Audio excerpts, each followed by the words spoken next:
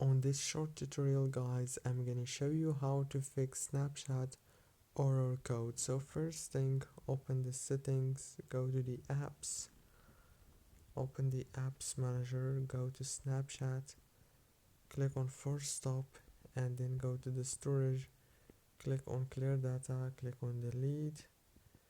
After that, go back to the settings, go to the wireless and networks, enable the airplane mode for 15 seconds exactly, and then go back and disable it. Now all what you want to do is go to the Play Store, search for Snapchat and click on update right here, because the update is very important. Don't forget to like, subscribe. Thank you for watching.